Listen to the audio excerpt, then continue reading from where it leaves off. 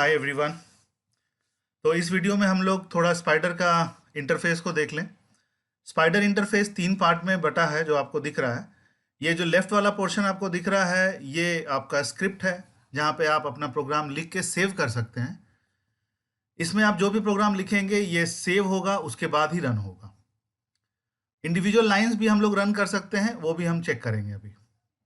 दूसरा, ये जो पोर्शन देख रहे हैं इसमें आपका हेल्प है, वेरिएबल एक्सप्लोरर है और फाइल एक्सप्लोरर है। और तीसरा जो पोर्शन है इसमें आपका है कंसोल। कंसोल में आप देख सकते हैं, जस्ट मैंने स्टार्ट किया है पाइथन, तो ये 3.6.4 इसका वर्जन है। आप अगर अपडेटेड वर्जन इंस्टॉल किए हुए हैं तो अकॉर्डिंगली आपका ये वैल्यू थोड़ा आगे होगा। हो सकता है 3.6.7 हो, 4.5 हो, डिपेंडिंग आपका कौन सा वर्जन है एग्जैक्टली। ठीक है, तो जो आप डाउनलोड किए होंगे वो आपको यहाँ पे जब आप जैसे स्टार्ट करेंगे उस वक्त आपको दिख जाएगा।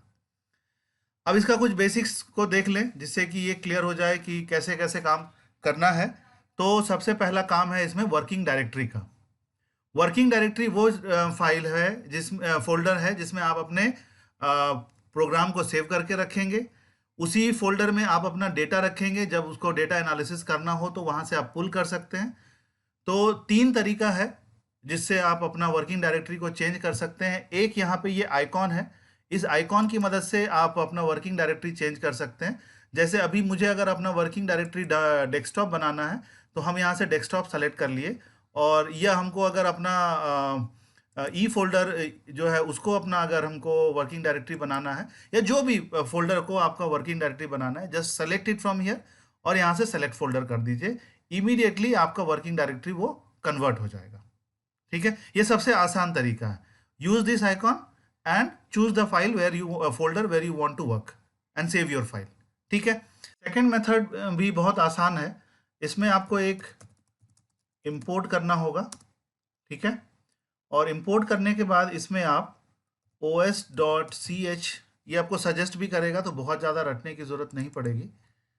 और जो भी पाथ आपको ज़रूरत लगे, जैसे मैं मान लो ये पाथ ले रहा हूँ। ठीक है, एक फाइल है मेरे पास ऐसा। ठीक है, इसको एक चीज़ ध्यान रखिएगा, थोड़ा एक इन्वर्टेड कोमा के अंदर डाल दीजिएगा पाथ को। अब इसको रन करके देखते हैं। यहाँ पे ये वाला लाइन से अगर आप रन करेंगे तो इसको एग्जीक्यूट करने के लिए 2 तरीका है। चाहे तो आप इस एरो को यूज़ कर लें या F9 फंक्शन F9 जो है उसका उपयोग करें। ये उस फाइल को रन करके, उस लाइन को रन करके नेक्स्ट लाइन पे आ जाएगा। ठीक है, तो यहाँ से आप देख सकते हैं, इसको जब आप रन किया तो ये import OS करके आ गया, और उसके बाद दूसरा फाइल जब आप रन करेंगे तो यहाँ पे वर्किंग डायरेक्टरी आपका देखिए बदल गया, है ना। सिंपल है। जैसे मान ले एक बार इसको और रन करके देख लेते हैं। अभी हम अपना फाइल को डेस्कटॉप कर देते हैं, सिंपल है। और इस लाइन को दोबारा इंपोर्ट एक बार आप कर लिए तो बार बार इंपोर्ट करने की ज़रूरत नहीं है। इसको आप चेंज करिए, जस्ट इस कोड को os.chdr का मतलब चेंज डायरेक्टरी, और डायरेक्टरी का एड्रेस यानी पाथ आपने दे दिया तो वो उस डायरेक्टरी पे ले जाएगा। तीसरा एक तरीका है जो है cd, और इसमें आप डायरेक्टली इसको वापस हम डेस्कटॉप पे ले जाते हैं जिससे कि आपका, ठीक है, और इसके बाद इसको रन करके देखते हैं। तो इसमें आप सीधे पाथ लिख दीजिए, जो भी पाथ आपको जो लगे जहाँ जाना है आपको, और इसको जब आप रन करेंगे तो देखिए डायरेक्टली आप उस पाथ पे, उस फाइल फोल्डर में पहुंच जाएंगे।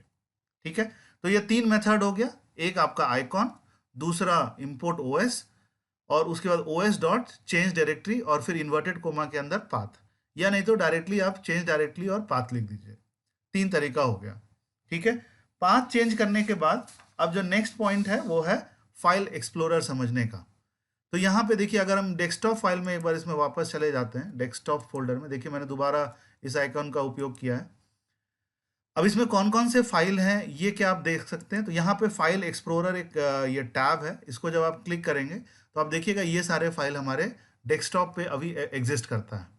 ठीक है, ये सारे फाइल हमारे डेस्कटॉप पे अभी एग्जिस्ट करता है। ये वेरिएबल एक्सप्लोरर है, अभी मैंने कोई क्रिएट नहीं किया है, जैसे क्रिएट करूँगा तुरंत बताऊँगा।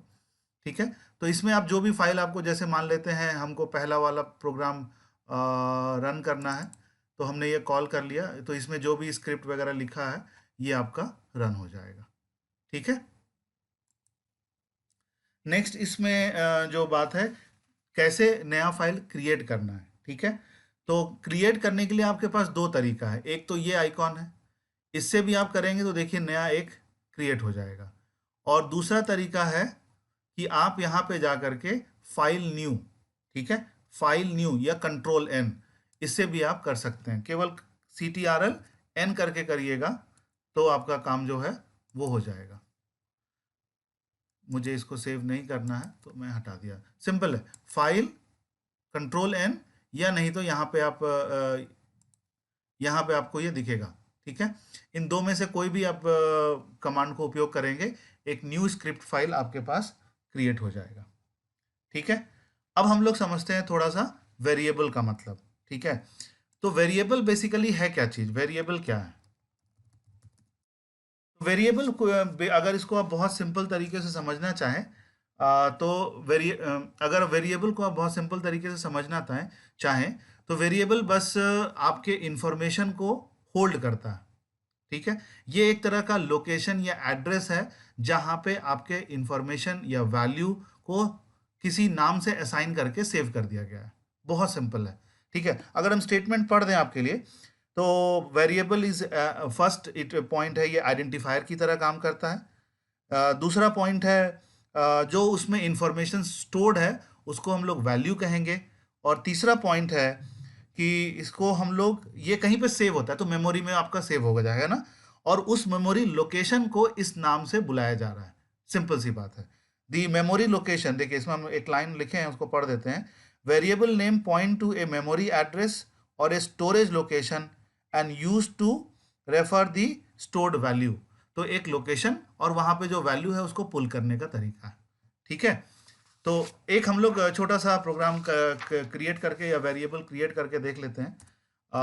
मान लेते हैं एक वेरिएबल a इक्वल्स टू हमने 15 ले लिया, आपको जो लेने की इच्छा हो ले लीजिए।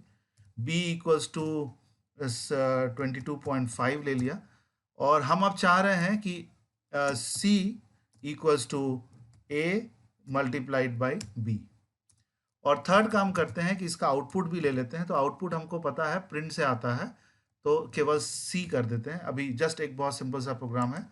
अब इसको लाइन बाय लाइन हम लोग रन करेंगे। लाइन बाय लाइन रन करने के लिए दो तरीका है। एक चाहे तो आपके पास F9 है, या नहीं तो आपके पास ये वाला आइकन है।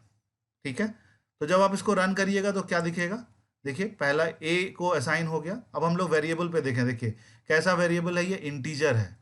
ठीक है, किस नाम से सेव हुआ है, किस टाइप का है, ठीक है, और उसकी वैल्यू क्या है और उसका साइज क्या है। दूसरे को रन करिए। अब इसमें आप देख सकते हैं 22.5 है, तो ये एक फ्लोट वैल्यू है, तो आपको यहाँ पे इसका टाइप भी दिख जाएगा। क्या दिख रहा है, फ्लोट।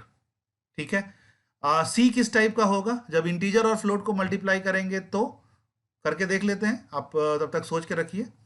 ठीक है, बहुत बढ़िया, आप लोगों ने सही सोचा होगा। तो जब आप इंटीजर और फ्लोट को मल्टीप्लाई करेंगे तो एक आउटपुट जो मिलेगा वो फ्लोट होगा। और चौथा अगर लाइन भी रन करेंगे तो सिंपल ये आंसर आपका प्रिंट हो जाता है। तो यहाँ पे आप देख सकते हैं ये वेरिएबल क्रिएट हो गया। वेरिएबल के टाइप भी आपको पता चल गया, वेरिएबल का टाइप का साइज, टाइप पता चलने के बाद साइज पता चल गया, और उसकी वैल्यू भी यहाँ पे आपको दिख गई। और ये कहाँ सेव हो रहा है, आपके मेमोरी एड्रेस, है ना। और उस एड्रेस पे, एड्रेस का नाम है ABNC, एलोकेट किया गया नाम। और जब भी आप इसको कॉल करना चाहें तो आप वहां से इस वेरिएबल के नाम पे, आइडेंटिफायर एक तरह का, तो उस आइडेंटिफायर को जब आप लिखेंगे तो वो वैल्यू उस लोकेशन पे जो भी वैल्यू स्टोर्ड है वो पुल आउट होकर आपके पास चला आएगा। ठीक है, अब हमें ये प्रोग्राम जब बना लिया तो इसको सेव भी करना है। दो तरीका है सेव करने का, चाहे तो इस कमांड को आप Ctrl+S यानी इस आइकॉन को प्रेस करिए, या नहीं तो फाइल में जा करके पहली बार जब आप सेव कर रहे हो तो सेव एज करिएगा। ठीक है, तो मान लेते हैं हम एक सेव एज करके ही देख लें। तो एक चीज याद रखिएगा, जो भी पाइथन अगर आप स्पाइडर से सेव कर रहे हैं तो इसका जो एक्सटेंशन होता है वो .py है। ठीक है, .py। तो any python program which you are saving, the extension of that python program is .py। उसका एक्सटेंशन क्या होगा, .py। इसको ध्यान रखिएगा। ठीक है, आप इसको सेव कर देंगे जहां भी, अभी आपका वर्किंग डायरेक्टरी डेस्कटॉप है तो ये डेस्कटॉप पे सेव हो जाएगा। ठीक है, दूसरा तरीका तो ये आइकन है।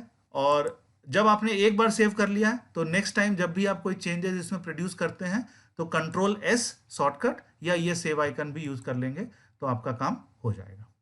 ठीक है, तो अभी के लिए इतना ही। तो ये चीज यहाँ ध्यान रखिएगा, ठीक है। इसमें एक बार हम और आपको करके दिखाई दे रहे हैं। जैसे मान लेते हैं example example.py, है ना। तो एम छूट गया, चलो कोई बात नहीं, स्पेलिंग यू कैन इग्नोर। तो example.py, so you can see the extension of the file. जो भी स्पाइडर से पाइथन का फाइल सेव होगा उसका एक्सटेंशन .py होगा, ठीक है। इसमें कोई दो राय नहीं है, आप जैसे सेव करेंगे। अब हम लोग फाइल एक्सप्लोरर में जाके देख सकते हैं, एक example.py नाम से फाइल सेव है, जिसका साइज, टाइप और कब ये बनाया, क्या डेट है, वो आपको पता चल जाएगा, या लेटेस्ट जो भी एडिट आपने किया है। सिंपल है। Okay, thank you.